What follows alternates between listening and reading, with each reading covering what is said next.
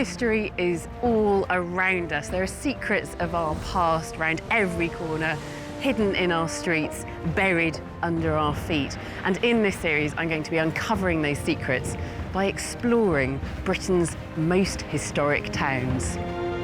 That sent shivers down my spine. Yeah. That's amazing. I want to find out which towns across the UK can reveal the most about each period in British history. Let's go. I'll be deciphering clues in familiar landscapes, bringing lost landmarks back to life, and turning back the clock to reveal how these towns looked at key stages in their history. You shouldn't be in here, should you? From the Plantagenets to the Edwardians, the Civil War to the Second World War, I'll reveal the story of an era through the story of a single town. Today, I'm in the British town whose tale is entwined with the story of World War II like no other. 2,226 shells fell on this small town. It was in the front line of German attack from the sea and the skies. A town where a seemingly impossible evacuation of an entire army was planned and launched.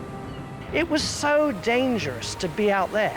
Its great white cliffs symbolising our island's defiance and resourcefulness. Get out of the way! It's a town that embodied the indomitable spirit of Britain. To fully understand British life on the front line in the war against Hitler, the best place to come is Dover.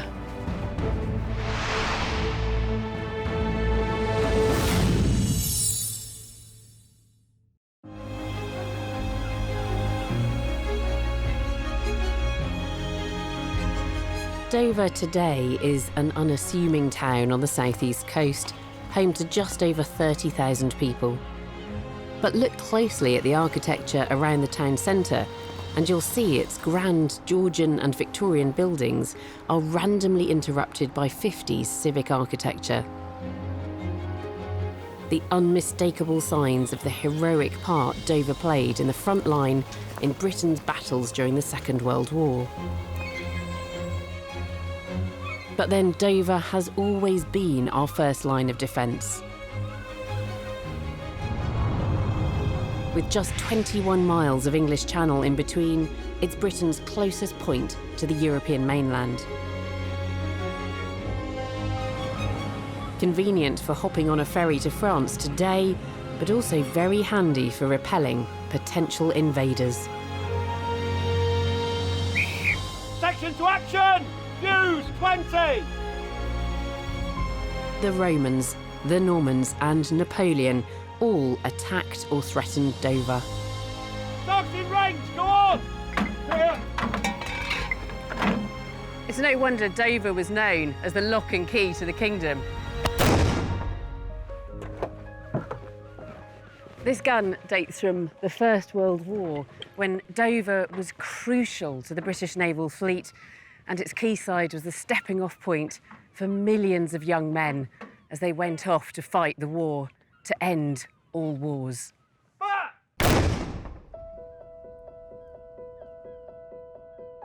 Tragically, that wouldn't be the case, and 21 years later, Europe was engulfed in war again, and Dover would be centre stage in Britain's struggle to survive and then repel Nazi invasion.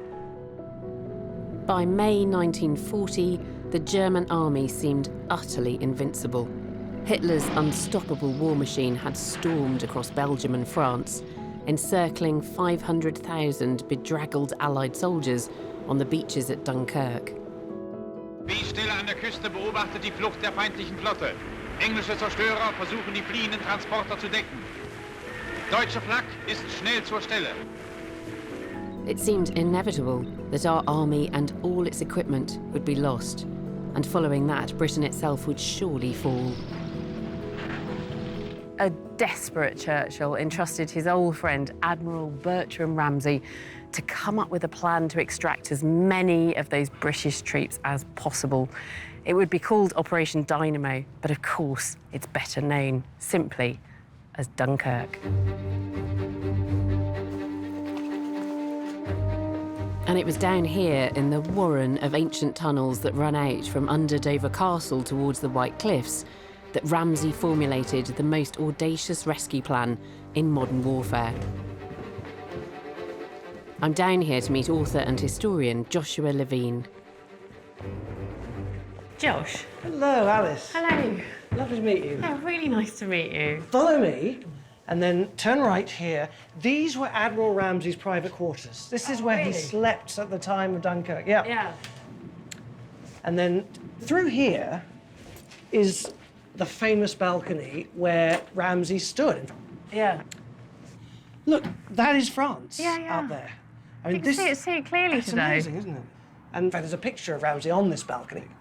And it's so moving because this is what he would have seen as he was trying, basically, to bring the entire British Army back. I mean, it's a crazy plan. Yeah. I mean, I think the point is he was a very organised man. You know, he was the sort of guy that you would turn to in a crisis. Yeah. And this absolutely was a crisis. Ramsay held his first Dunkirk planning meeting on the 20th of May 1940. Just 6 days later, he was amassing a flotilla of nearly 1,000 rescue craft, from naval destroyers to the famous small fishing boats, many of these owned by Dover townspeople. A lot of fishermen from Dover went across. They were able to take their boats very quickly. And then a few private boat owners, so Captain Lightoller, who was the senior surviving officer from the Titanic, obviously hadn't had enough danger in his life and jumped in his own boat and took it across. But for the most part, these boats were requisitioned and taken over by ratings and naval officers.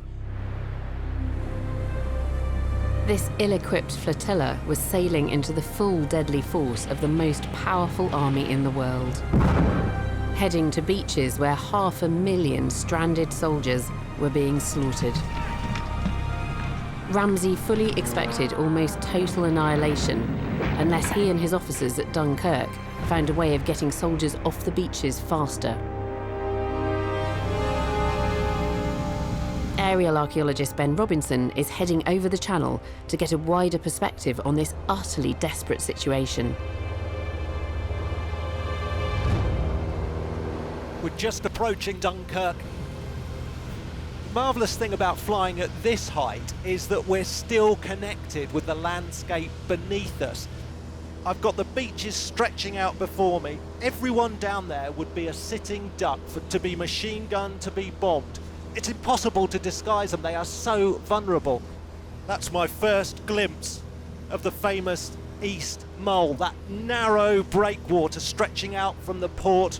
And it's along that mole that the troops filed to wait to board the ships that were berthed against it. Now, it's a breakwater. It's not intended as a dock. But a senior naval officer had the brilliant idea that you could berth ships alongside it and men would just have to jump. You couldn't tie them up, they'd just have to jump onto the decks. To think that that narrow strip of land, crammed with troops, all patiently waiting, all being strafed and bombed and shelled from the shore, you couldn't imagine a more precarious situation. The British Army, stuck in this small pocket, dependent on getting off the beaches and back to England, just 20 odd miles away. But to actually get there is another matter. Over 9 days, a steady stream of merchant and navy ships made their way to Dover from Dunkirk. Admiral Ramsay had planned 3 different routes, X, Y, and Z, each with different pros and cons. Route Z was the shortest, but it meant hugging the French coast and being targeted by the German guns on shore. Route X was safe from shore fire, but travelled through a heavily mined part of the channel, and nearby sandbanks meant it couldn't be used at night. The longest route was Y, the safest nautical path, but took at least 4 hours, during which ships would be vulnerable to fierce German firepower from sea and air. 3 routes negotiating an obstacle course from hell, all with one goal: Dover. So Josh, tell me what it would have been like looking out at this scene during those 9 days. You had a calm sea for virtually, not all the time, but virtually the whole time. And you also had quite a bit of cloud cover. Did they know the weather was going to be okay? It was absolute pure luck. And you've got to remember, even with that, there was still so much danger out there. You had submarines, you had motor torpedo boats. A lot of the ships were bombed by Stuka dive bombers that would dive vertically out of the sky, making this wailing sound. If a ship was hit, some people would be killed and a lot of people would just be tossed into the water. So other ships coming along would have to pick up those people. Now, the ships would have been, you know, stuffed to the gills in the first place, and they'd now be taking on even more people. Yeah.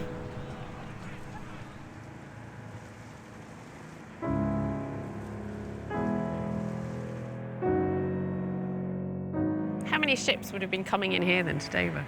Well, you'd have had huge numbers of ships, up to 60 a day. And the sight would have been, I mean, it would have been heartrending.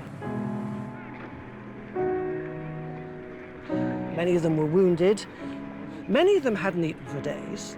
And they would be amazed by the reaction that they were getting from a lot of the volunteers here at Dover, because this was their first inkling that something had changed in the mood in Britain, that there was this thing called Dunkirk spirit that was taking off organically, and people would have been celebrating them as returning heroes. Hitler thought he'd won a victory here. Hitler had won a victory. I mean, the fact was that the Allies had lost the Battle of France, but the fact that they had managed to get away meant that they grabbed almost a victory out of defeat. It's a quite powerful symbol of hope, isn't it? A combination of good weather and the incredible effectiveness of the mole helped avert what both Churchill and Ramsay thought would be our greatest ever national tragedy. And in fact, they'd only dared to hope that 30,000 of the 500,000 soldiers stranded at Dunkirk would be rescued. Instead, an army had been brought home to Dover. They called it a miracle, as miracle indeed it was. Instead of the expected few, over 300,000 men had been lifted from Dunkirk to the shores of Britain. The miracle of Dunkirk provided a huge boost to the nation's morale. However, when Churchill addressed the House of Commons on the 4th of June 1940, he sought to calm the euphoria. Sir, we must be very careful not to assign to this deliverance the attributes of a victory. Wars are not won by evacuation. And he went on to accurately predict what was to happen next. The Battle of France is over. The Battle of Britain is about to begin. Next, I'm going to try to understand the incredible pressure faced by the young women coordinating Britain's air defence against German aerial bombardment. Northwest, whiskey, Ray 4. World War II created tales of heroism, courage, and tragic loss in towns all across Britain. But it was Dover that encapsulated the spirit of a nation as it resisted Hitler's awesome military machine. The people of Dover had already played a leading role in the Dunkirk evacuation, but the town barely had time to draw breath before it played a crucial role in a desperate defence of Britain once again. Just a few weeks after Hitler let the British Army slip through his fingers at Dunkirk, he embarked on the next phase of his plan to conquer Europe. He wanted to bring Britain to its knees, to force us to surrender. The greatest air battle the world had ever seen was about to take place in the skies over Dover. Hitler planned to use Germany's vastly superior air power to destroy the RAF, leaving Britain far more vulnerable to invasion. But Britain was not about to give up without a fight. Our top-secret air defence network linked radar technology and military observers to processing stations that sent information incredibly quickly to fighter squadrons, scrambling them within minutes of a sighting. And the Luftwaffe had no idea that this network existed. At the heart of this air defence system were the plotters, the women auxiliaries who updated information through a constantly changing display of the Luftwaffe's waves of attack. I've come to meet military researcher Rowena Willard-Wright, who recreated this air defence control room in Dover Castle's tunnels. This would have been one of the busiest gun operations rooms in the country. How does it work? So you'd start off with being told that whether that information was something someone's seen or whether they've heard it, so visual or heard. After that, you'd be told which part of the board it is in. In this case, whiskey, so the W, so you're on this side of the board. Yeah. Whiskey, and now we get down to the block. The first block at the top is the raid number. Let's say it's raid number 1. If you look at the sector clock up there, a blue block indicates that the raid came in when the big hand was on the blue triangle. So you've only got 15 minutes worth of information at any one time? Yeah, because anything longer than that, the plane's long gone. The next one is how many are in that raid. And let's say it's about 25, so you'd put in 20 plus. Okay. Finally, the last piece of information is the height. And you knew that was coming because they said angels. Let's say it's 20,000 feet and you take this block. So I'd hear Angels 20, Yeah. and I'd take 20 and put it in that lowest slot. Yeah, Okay. and there you are, you've done it. There's so many pieces of information. I'm only going to do this once with one block, but during the Battle of Britain, women worked with up to 3 or 4 blocks simultaneously, with the war taking place above their heads. It must have been stressful and terrifying. Just clip that on there. To make this more realistic, Rowena is not going to stand right next to me issuing the commands. She's going to be right over there. And I'm going to listen to her voice through these headphones. Let's see how fast we can go with this. Okay. Ready? Yes. Visuals. Northwest, whiskey. 3456. H, raid 4. 3, Angels 20. That's it. Well done. Yes. Standing up for 8 hours Yeah. and really focusing, really concentrating, and it is so vital that they get it right. Yes. Those young women who plotted out the course of the Luftwaffe helped RAF fighters intercept up to 3/4 of all German bomber raids. Many of them were from the Auxiliary Territorial Service, or ATS, a service close to my heart.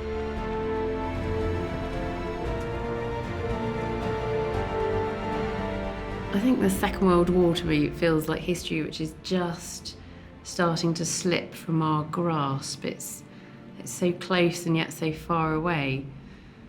Many people my age will have parents who were perhaps born during the war and grandparents who lived through it.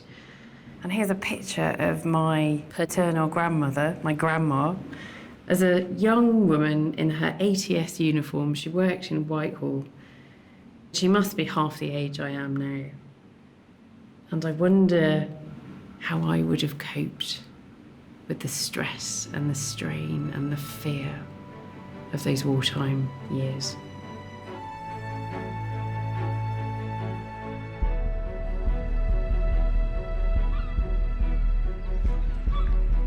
The skies over Dover today are so serene and peaceful that it's incredibly hard to imagine what it must have been like in that summer of 1940, when the residents of Dover could have looked up to see wave after wave of German bombers flying over them, intent on destruction. Ben Robinson is retracing the flight of one of those German bombing missions to Hawkinge Airfield, just 10 miles from Dover.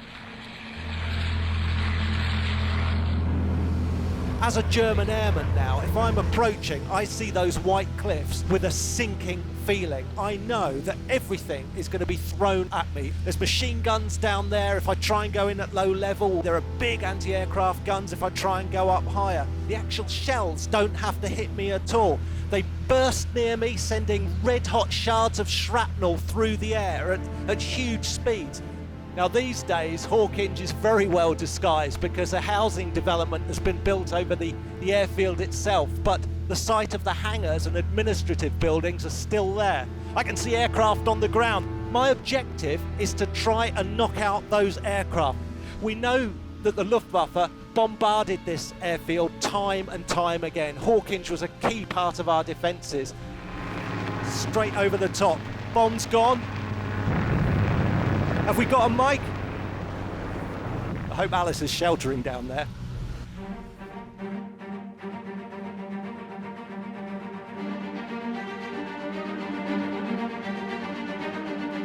Despite the barrage, many bombers made it through, causing heavy damage at bases such as this at Hawkinge. If bases like Hawkinge were destroyed, it would have left Britain completely open to intensive and unchecked blitzkrieg bombing that Hitler hoped would bring Britain to its knees. But after 3.5 months of intense aerial combat, Britain held firm. The RAF lost 544 airmen, while the Luftwaffe losses were over 2,500. The dogged resistance in the skies over Dover and across Britain meant that the biggest air battle in history was over. And it's down to the bravery of the RAF, the ATS, and many, many others that Britain's defence stood strong. Never in the field of human conflict was so much owed by so many to so few. But there were hundreds of casualties, both military and civilian, and these following on so soon after the ordeal of Dunkirk meant doctors and surgeons in Dover especially were being severely tested. The remarkable Gertrude Tolland was a surgeon working in Dover throughout the war, treating the injured, both British and German, and I'm meeting her son, Gordon. Hello. Very good to meet you. Oh, nice to meet you Yes. too. And wonderful to be here to talk about your mum, actually. Your mother must have treated hundreds of airmen and soldiers here in Dover during the war. That's true. The airmen in particular during the Battle of Britain and soldiers during the Dunkirk evacuation. They were taken to Buckland Hospital, where there were 2 operating tables in a basement bunker. Just two operating tables operating day and night. And then, obviously, throughout the war, aircraft were shot down, and so there'd be airmen to deal with on both sides. Yeah. In this box, I have a bullet and some shrapnel, which my mother removed from the behind of a German airman. Really? Yes. That's a bullet? That's a bullet, and the other 2 bits are shrapnel, probably from the poor man's aeroplane. And presumably that's a bullet coming from a British Spitfire fighter. or a Hurricane, Yeah, yes. and then this is bits of the German aeroplane that have ended up in his buttock. Yes. Yeah, that's extraordinary. And did he survive? Yes, I think he did survive. Yeah. I think he was wounded in the buttock, is a good place to be wounded in. Well, there's quite a lot of blood vessels there. There are, yes. Yeah. Yes. That's just extraordinary. Evidence of your mum's competence as a surgeon. Yes. What an astonishing woman. And she was one of the heroes of the Second World War. Oh, thank you. Yes. Next, I'm going to find out how a chronic shortage of food would threaten our country with starvation and lead to long-lasting changes for both farming and women's roles in society.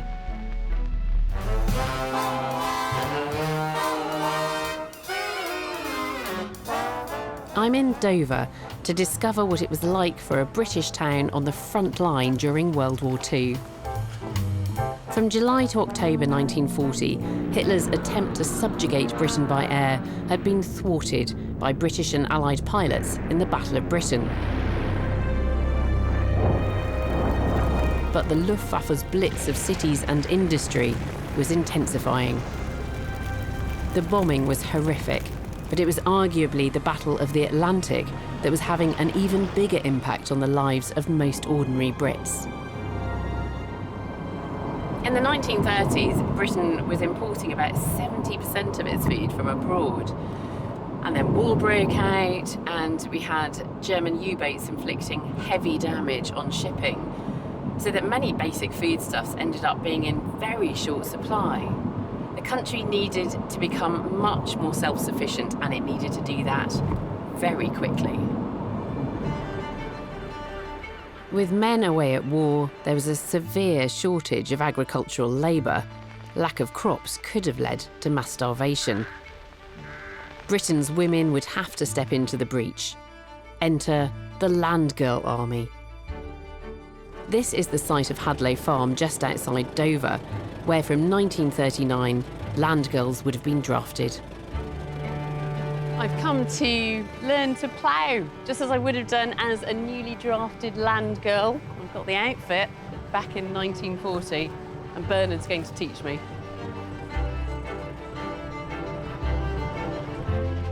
Hello, Bernard. Hello. Hello. So is this the kind of kit that I would have been using as a land girl? Absolutely. I've driven a tractor once or twice before, can't remember much about it. I've never ploughed. Shall I hop up there? You do indeed need to hop up there. Yeah. Right, so I'm going to let my foot up and give this a good tug.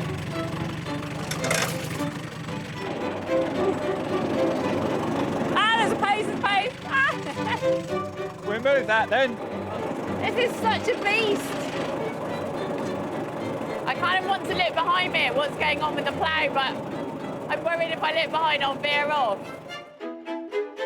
By 1944, the Women's Land Army was over 80,000 strong. Is it working? Yes. You're in my way! Get out of the way! Let go, let go. Yeah, well done. Now what? And now you need to turn. Go that way a bit. Otherwise you won't have room. She's doing very well, she really is. She's got a nice straight line.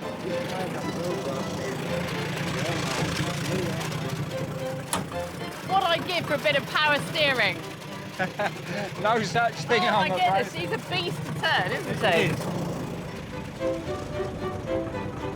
As I'm getting the hang of this, I'm keen to try out an even bigger machine. It's a vintage TD-18, a huge tractor with lever steering and tracks like a tank.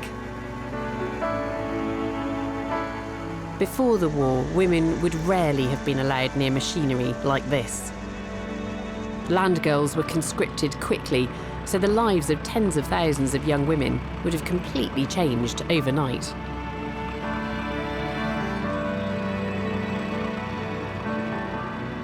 To find out just how big that change was, I'm meeting Dr. Juliet Pattinson. That's fantastic. Feeling actually ridiculously proud of myself at this moment. Look at that incredibly straight furrow. Second career beckons. If I was a young woman from Dover and I was conscripted and became a land girl, where could I have ended up? So you could have ended up anywhere in the country because you're a single woman. So you don't have any ties. You could be conscripted anywhere. You were mobile. And did married women become land girls? Because I am a married woman with 2 children, so presumably my husband would be away at war somewhere. So yeah, married and older women were the last kind of cohort to be conscripted. So it starts with single women, aged 20 to 30, and then it broadens out. So first it would be married women without children, and then eventually it was married women with children over 14, and then finally in 1944, under 14. Everyone. Yeah, essentially. Vital farm work was one of many roles being taken on by women. They were doing almost every job in civilian life, from driving ambulances to making the trains run on time. The training and pay that came with the new roles was changing life for women fundamentally. They had been given the opportunity to resist and question the Victorian idea that a woman's place was only in the home. And that's not to say family is not important, of course it is.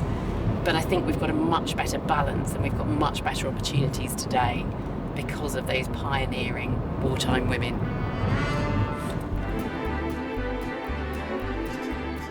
The effort to save the country from starvation didn't stop with the introduction of the Land Girl Army. All available land, including gardens and parkland, was turned over to allotments as the population was encouraged to grow vegetables of national importance.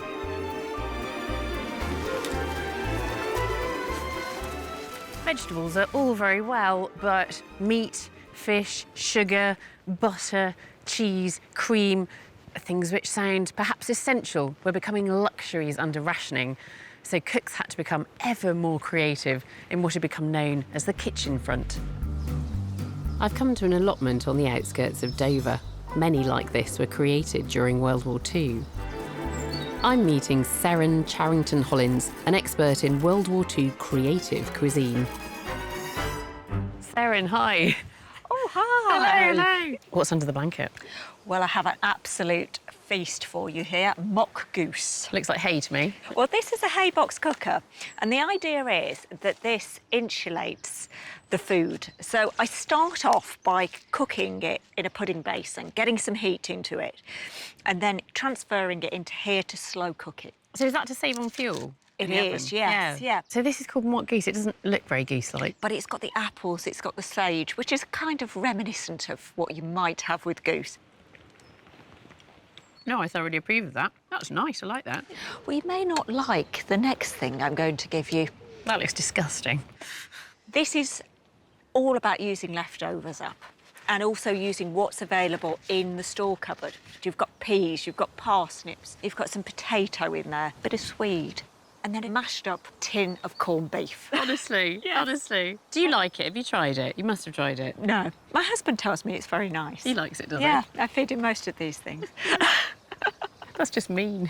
You may want to wash it down with some mock orange juice. What's that made of? It's swede juice, isn't it? It is. Here goes. Cheers.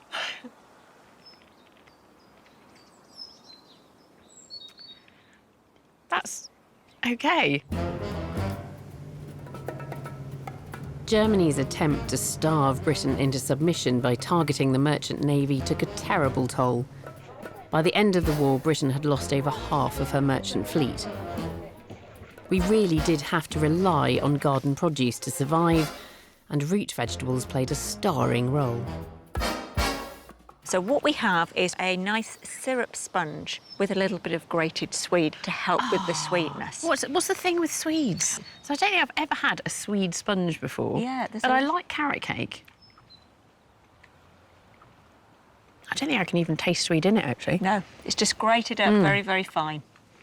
I think I could go back in time to the 1940s and be quite happy with this. I think it's ingenious, but just imagine what a joy it must have been when you could discard the ration book. Oh, absolutely. I mean, you know, and then we go from being very much about frugal and economy to just frivolous cooking. The ingenuity of Britain's cooks and the tireless efforts of the Land Girl Army all helped Britain avoid starvation. But it was a really close shave.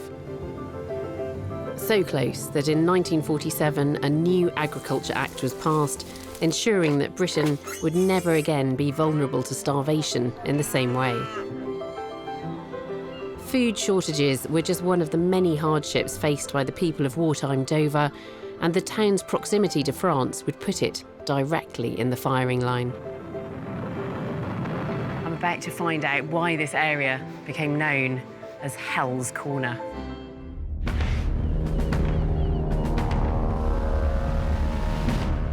I've experienced the vital roles played by people in Dover during the evacuation of Dunkirk and the Battle of Britain.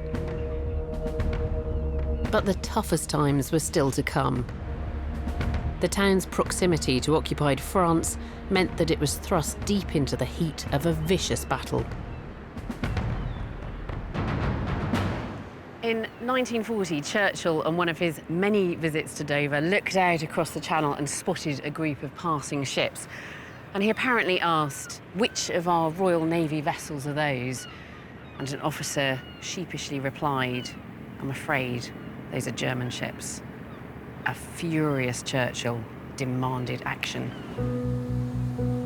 New gun batteries were urgently built north of Dover to police the straits and keep German shipping out. And just yards away from the White Cliffs, tunnels were dug to house the men who permanently manned the guns. Even today, looking from above, the entrances are hard to spot. I'm going to make a descent into history, and my guide to these rather dark and cramped living quarters is Trevor Wiltshire. Quite strange, it's like an Anderson shelter, but at 45 degrees. So when was this dug out then, Trevor? November 40 to the start of 41. And who dug it? 172 Cunling Group, 100 days to dig it all out. How many men would have been down here? About 200 men here and 2 officers as well. And here is a drawing of the area. Oh, from the time? Yes, Yeah. from the time. It's exactly as you see it in front of you here. Oh, so that edge there, that corner, is the corner we're looking at Exactly, just that's it. here? And you can see there's a chap changing the light bulbs, there's rifles there, there's bunks. Yeah. Yeah. Can we go any further? Can we? Yes, is the please end do, of the yes. tunnel? You walk down this way. And of course we've got graffiti on the wall as well. There we are, 1940, so writing 1942. And we're coming down to the toilets We're coming down down here. towards the toilet area, there we are. This is where the people would have waited for the toilet. Oh yeah, here's some writing. Indeed. So this brick's obviously been replaced upside down. Upside This down, is recent, yes. isn't it? Yes, It's that's been right, repaired. yes. But it's legible. When you come into this hall, use the paper, not this wall. If no paper can be found, run your something, there's a lump of cement there, blotting out the word. I Luckily, suspect it's yes. something along the lines of bum along the ground. Dreadful. Oh, well, it kept them Well, amused. you know, it's historic, you see. And they stayed down here the whole time? They were living down here then? Oh, yes, oh, yes. And these guns were manned round the clock? Oh, yes, war was 24/7, not a 9 till 5 job. Oh, it's quite a relief to emerge back into the sunshine. But for the men down there during the war, well, they were safe while they were in the tunnels, but they had to come out into the open air to operate the guns.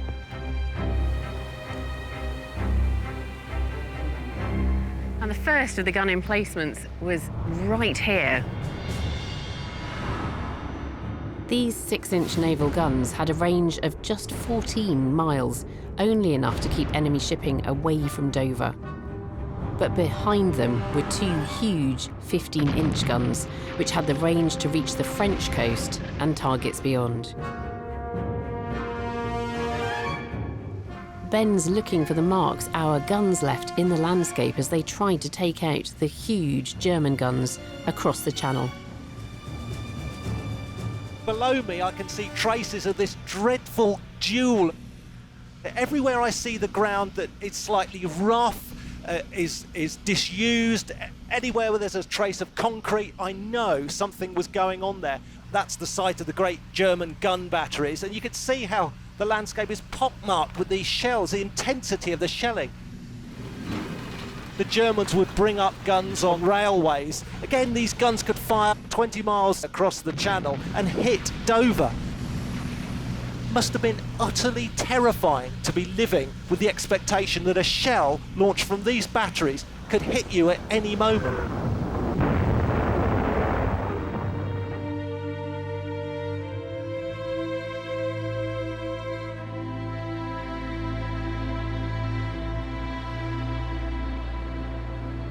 In 4 years, over 2,000 German shells fell right here, devastating this small town. The damage from this shelling, as well as regular bombing, meant the destruction of Dover was widespread and profound. Over 200 people died and 10,000 buildings were damaged. No wonder this area earned the unfortunate nickname, Hell's Corner.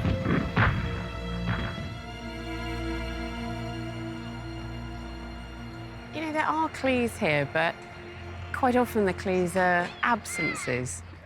So if we look at this building here, then that would have been a lovely terrace, a crescent, that would have continued around here. and it's gone. It's been obliterated. And it's these gaps and changes in architecture in Dover today which stand as testament to the constant threat, the terror that the people of Dover had to live with throughout those war years.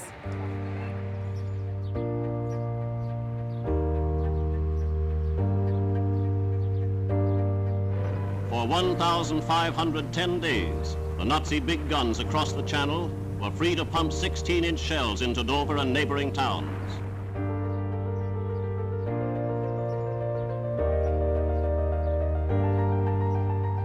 Terry Sutton was 10 years old at the start of the war, and though evacuated, returned every holiday and saw the damage. You must be Terry. Hello, Alice. Hello. You don't mind me not getting up, do No, you? don't. You stay there. I want to... Well, you meet us in the centre of Dover, the centre of our town. So this was within range of the German shell? There were 2,226 shells fell on this small town. People must have died. Lots of people died in Dover. Just up the road there, one Sunday afternoon, at about midday, there was no air raid warning at all, and young girls, young ATS girls and young Wrens, the Navy girls, were walking down there with their boyfriends, and suddenly a shell landed there and killed at least 10. No. I mean, how unlucky was that? Yeah, I think, you know, these horrendous stories, what that really brings home to me is the bravery of people back here in Britain. You know, yes, the bravery of troops going over to France, fighting over there, including my grandfather landing on the beaches at D-Day. But the people back here in Dover and the people that stayed, with all that loss of life happening around them. Well, I think people gradually got used to it. I mean, you knew if you didn't go out shopping, you didn't get the food. As the residents of Dover and other British towns held firm in the face of German onslaught, on the continent, the tide was beginning to turn. Over in the east, Hitler's armies were in retreat, pushed back by the Russians. Meanwhile, in Britain, preparations were being made to attack across the Channel and open up a western front. The whole plan was codenamed Operation Overlord, and it would start with D-Day itself. But for D-Day to be a success, the Allies had to draw German attention away from the build-up of forces around Southampton and the landing beaches in Normandy. And only one British town could serve as a plausible decoy. Historian Joshua Levine knows all about this ambitious campaign of deception to make the Nazis believe the invasion was coming from Dover. So what do they actually do here at Dover? The real troops aren't here. How can they pretend that the attack is going to come from Dover? Well, what they've got to do initially is to try and make it physically look as if there are lots of troops and troop camps and tanks and landing craft and all sorts of things here. And the best way to do that is, well, you can do it a number of ways. First of all, they built dummy tanks, so inflatable tanks, inflatable trucks, and they basically just sort of placed them around. As well as this rather ingenious use of inflatables, the Allies also led the Germans astray using double agents. And these people were sending misinformation, and all of this built up bit by bit by bit. And the reason was, the thing to do was to try and get the Germans to work it out for themselves. Yeah. Because if you give them the full story... They'll think it's too easy. Exactly. Did it work? The amazing thing is that it did work. They trusted that intelligence, and it was fake news. It was fake news. There's nothing new. Boarding ship for the Battle of Normandy. The army group carrying out the assault is made up of British, Canadian and American forces. With Dover acting as the perfect decoy, the Allied attack launched on the 6th of June 1944, which will always be remembered as D-Day. Operation Overlord was the greatest seaborne invasion in military history, and by most measures it was a huge success. The Allied troops swept along and then up the coast of northern France into the Pas-de-Calais, capturing those guns that had caused so much damage to Dover by September 1944. But it would be 8 more months of bitter fighting until Hitler was dead and the Allies could claim the victory.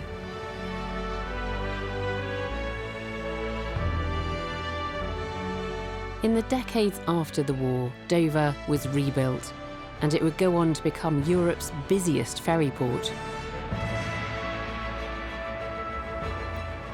Walking around Dover today, there are relatively few clues to the drama that played out here during those war years.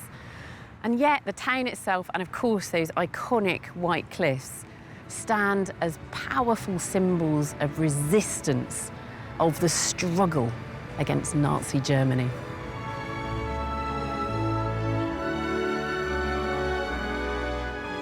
This is a town that played a vital role in the Dunkirk evacuation. A town whose guns never gave up their fight against Hitler's deadly arsenal.